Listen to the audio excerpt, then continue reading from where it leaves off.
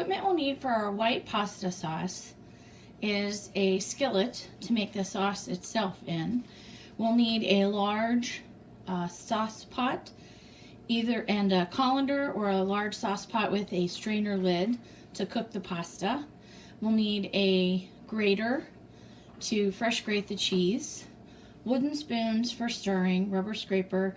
If you have a nice silicone whisk, you might find that to be handy when making the sauce. We'll need a straight edge spatula, measuring spoons, liquid and dry measuring cups, and custard cups.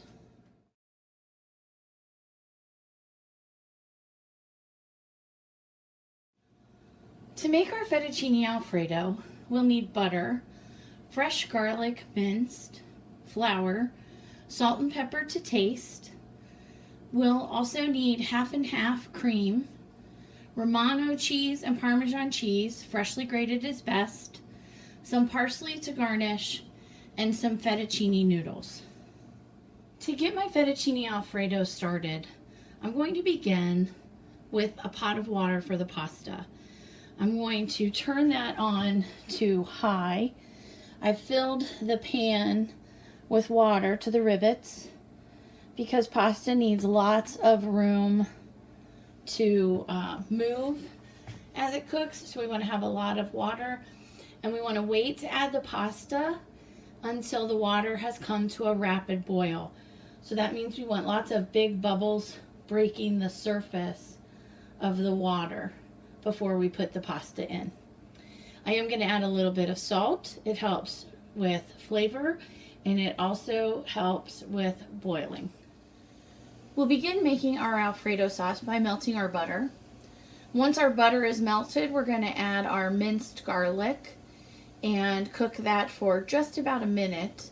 And then we'll add our flour, salt, and pepper and cook that for a minute or so to cook out the starchy taste of the flour.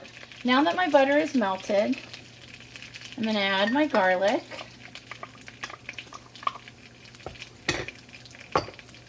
And we're going to stir and cook that still over that medium heat.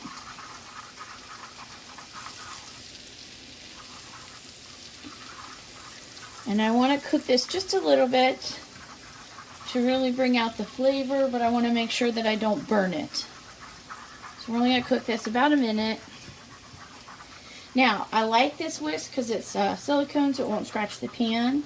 And I love the structure of it because it makes great contact with the bottom of the pan. But if I didn't have this whisk, I would simply use a wooden spoon.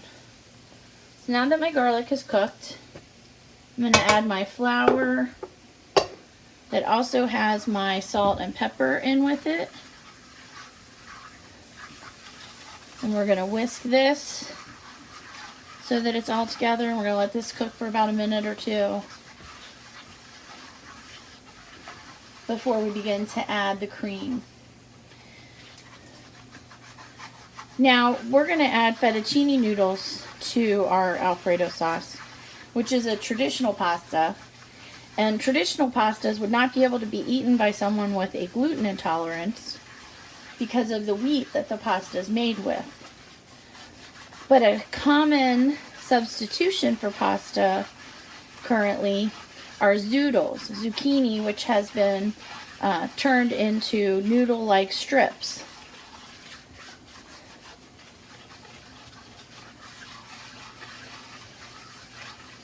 And our Alfredo sauce itself would be hard for anybody with a gluten intolerance because of the flour in the sauce.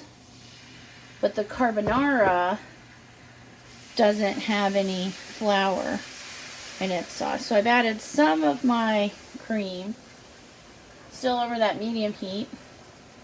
Add a little more.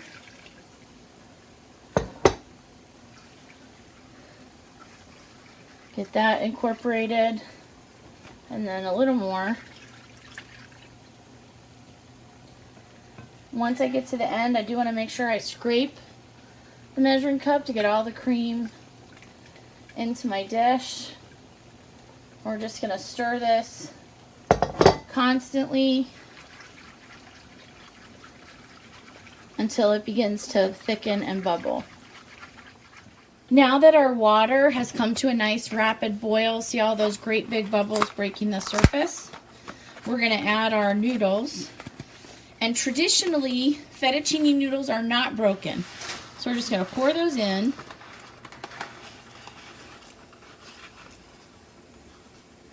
And then as they soften, they'll be easier to stir. And we're going to need to cook these at a high temperature in boiling water for about 12 minutes. We want them to be al dente. When we are trying to cook our pasta so that it's al dente, that means we want it to be fully cooked but not soft and mushy. So we're going to set a timer for about 12 minutes from when we put the pasta in to cook our fettuccine noodles. My Alfredo sauce has started to boil, so I've turned my temperature down a little bit to low. And now I'm going to begin to add the cheese, a little bit at a time. I want to make sure that the cheese does not boil.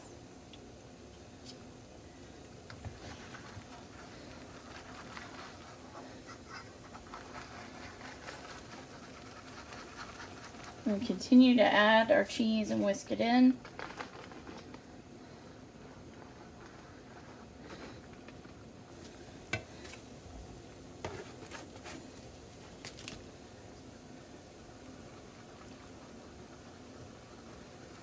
And then when our pasta's finished, we'll drain that and put it in the pan and toss it to coat.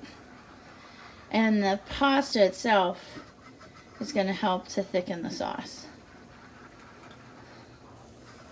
So I'm just going to turn this off and wait for my pasta to finish cooking. And I'm going to move it off the heat, and I'll just stir it occasionally to keep a skin from forming on top of my sauce. So again, my Alfredo sauce, while I wait for my pasta to finish, I'll just mention a couple things about Alfredo sauce. So it's going to thicken as it cools. It could be microwaved and reheated on another day if it was refrigerated, or if it got too cool, or if we refrigerated it as leftovers. You can either microwave it or reheat it on the stovetop. You can even freeze it, but if you freeze it, it's best to thaw it in the refrigerator overnight so that it maintains its proper consistency. And if upon reheating we find that our sauce is too thick, we could just add a splash of milk or cream, or even chicken broth to help thin it out a little bit. Now, the best way for me to tell if my pasta is actually done, the time has passed, I set a timer, and that's always a big help. But to actually take one piece of pasta out of the pan and taste it would be the best test of whether it's ready or needs a little more time. Now that our pasta is finished, I'll turn the heat off, and I'm going to, instead of using a colander, I'm going to place this strainer lid on the pan, and then I'll drain the excess water into the sink before I add the pasta to the sauce. Now that my pasta has finished cooking, I want to completely coat my pasta in the sauce. Sometimes when cooking pasta, you'll be advised to put a little bit of oil in the water, as I did, like the salt. But on a pasta like this, we're going to put that advice is so that the pasta doesn't stick to itself.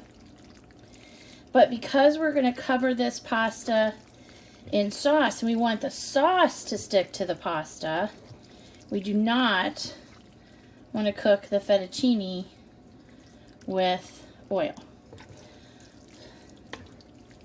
So now a little bit of fresh parsley on top, and this will be ready to serve.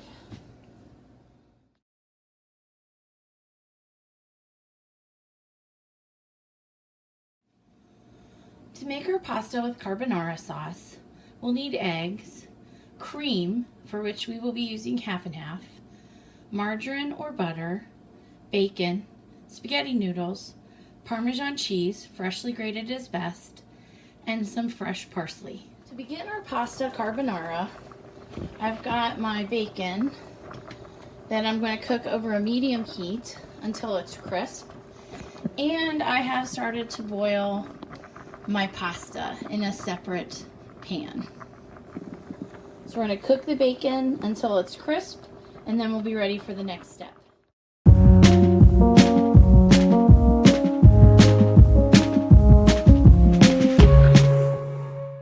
Now that our bacon is cooked crisp, I'm going to turn off the heat, and I'm going to remove that bacon to drain on a paper towel.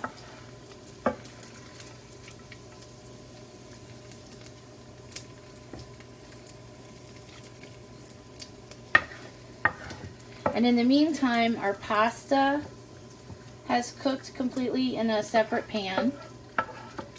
I have shredded my Parmesan cheese, chopped my parsley, and beaten my cream and eggs together so that we can move right along with our dish. Get the last little bit of bacon out of here. Just let that drain that excess grease on the paper towel. Now I'm going to take my drained pasta and add it to my skillet.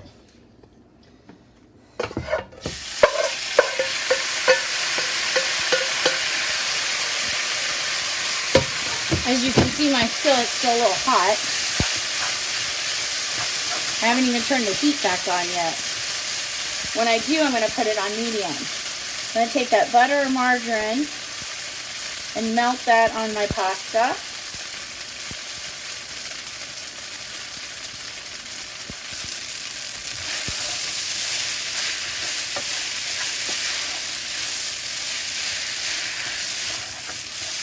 This all combined.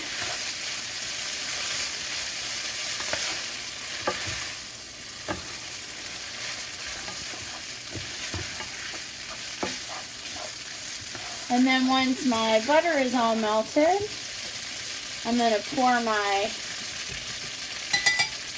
egg and cream mixture over my pasta.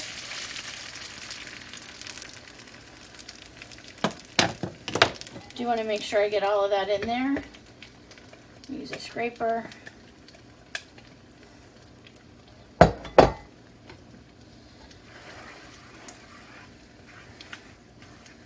Make sure all my pasta is covered.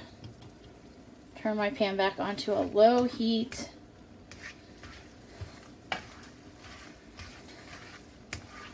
Make sure we cook those eggs.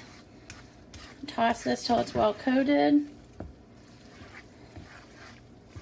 And then I'm going to add my bacon that has drained back in, and my cheese,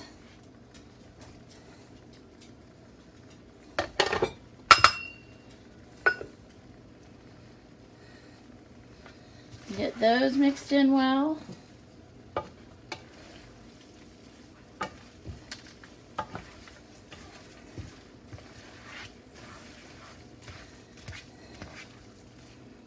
And a little bit of fresh parsley as well.